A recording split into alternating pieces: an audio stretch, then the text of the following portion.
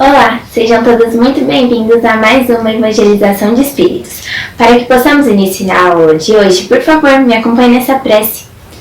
Senhor, que todos os espíritos bons adentrem as casas das pessoas, levando muita paz e esperança. Amém.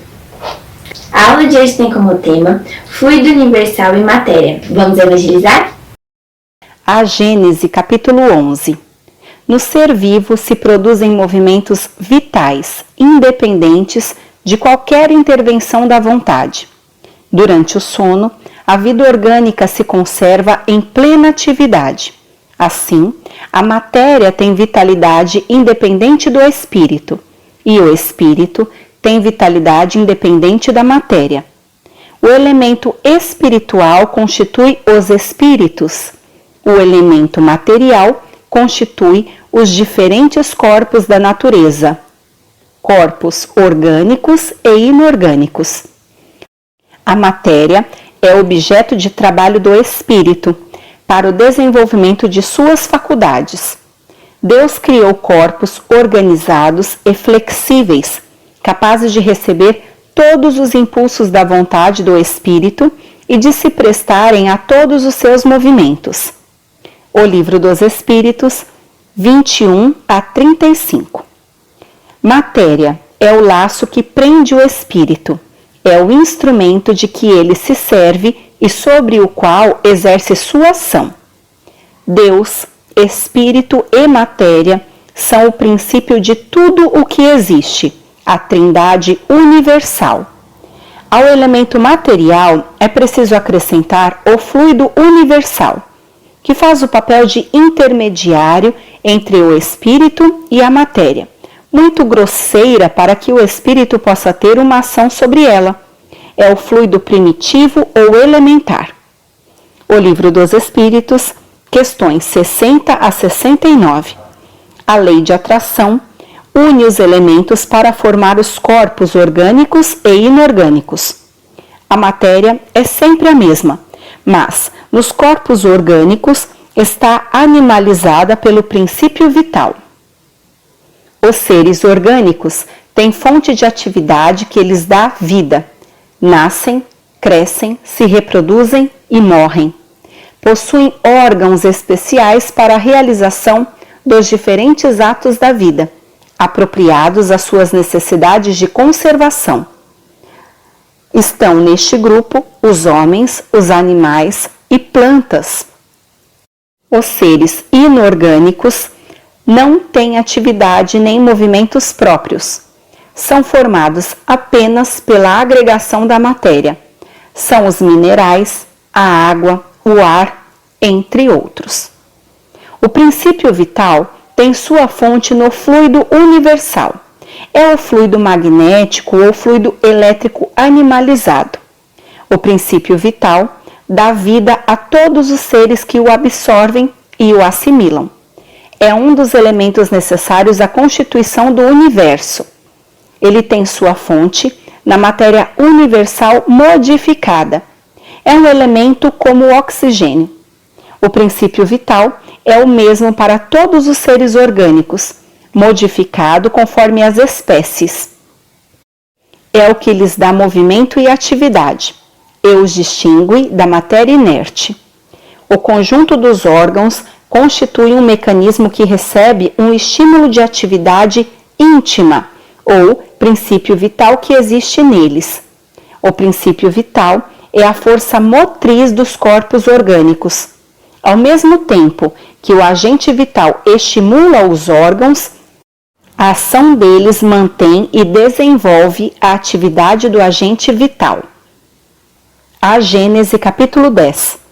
Corpos orgânicos e inorgânicos são compostos pelos mesmos elementos: oxigênio, hidrogênio, carbono, azoto em proporções diferentes podem produzir ossos, músculos, nervos, material cerebral, sangue, seiva, madeira, frutos, folhas, entre outras coisas.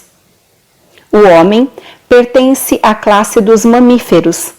Tem a mesma composição de todos os animais. mesmos órgãos, funções, nutrição, respiração, secreção e reprodução. Ele nasce, vive e morre nas mesmas condições. Quando morre, seu corpo se decompõe como tudo que vive. A Gênese capítulo 9. Nascimento, vida e morte são as 3 fases pelas quais passa toda a aglomeração de matéria orgânica ou inorgânica.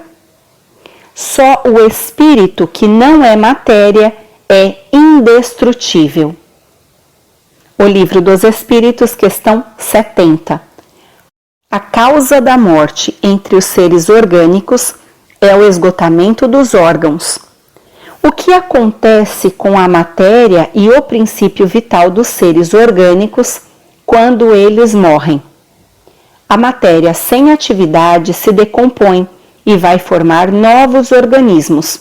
O princípio vital retorna à sua origem, à sua fonte.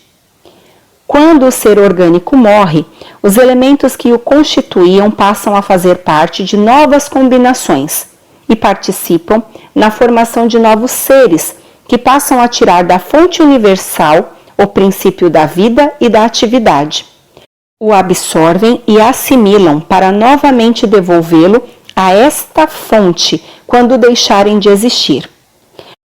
Os órgãos estão impregnados de fluido vital, que dá a todas as partes do organismo uma atividade geradora da união entre elas e, no caso de lesões, restabelece as funções que estavam danificadas. Quando os elementos essenciais ao funcionamento dos órgãos são destruídos ou profundamente desarranjados, o fluido vital é incapaz de transmitir o movimento da vida e o ser morre. A quantidade de fluido vital não é a mesma para todos os seres orgânicos. Ele varia de acordo com as espécies e não é constante no mesmo indivíduo ou em indivíduos da mesma espécie. Há os que são saturados desse fluido, enquanto outros possuem apenas uma quantidade suficiente. Por isso, para alguns, a vida é mais ativa e superabundante. A quantidade de fluido vital se esgota, pode tornar-se insuficiente para a manutenção da vida se não for renovada pela absorção e assimilação das substâncias que o contêm. O fluido vital se transmite de um indivíduo para o outro. Aquele que tem mais pode dar para quem tem menos e, em alguns casos, restabelecer a vida prestes a se extinguir. A reposição ocorre através da respiração, alimentação orgânica, passe ou irradiação. E é com isso que nós trazemos a reflexão de hoje. Você cuida bem do seu corpo? Para aproveitarmos adequadamente o tempo reencarnatório que Deus nos concede, precisamos cuidar do nosso corpo. Existem muitos hábitos nocivos que devemos evitar, como cigarro, que destrói os pulmões, afeta a circulação sanguínea e, consequentemente, o coração. Álcool e medicamentos que agridem o nosso fígado. As drogas danificam o cérebro. Alimentos gordurosos e ricos em açúcares sobrecarregam o sistema digestivo. Tatuagem faz microfissuras com pigmentação na pele, que é o maior órgão do corpo humano. Pensamentos destrutivos e negativos desorganizam as células, levando a degenerações. Em compensação, a boa hidratação auxilia nossos rins. Não é refrigerante, é água pura e fresquinha. Alimentos orgânicos, frutas, hortaliças, leguminosas, grãos, fibras facilitam nossa digestão. Além disso, hábitos simples como a prática de exercícios físicos, caminhada, prática de esportes, permitem o bom condicionamento do corpo. Manter hábitos como meditação, boas leituras, músicas elevadas e harmoniosas e preces mantém o bom funcionamento cerebral. você pode viver mais e melhor. Cuide-se! E eu te espero em nosso próximo encontro. Tchau!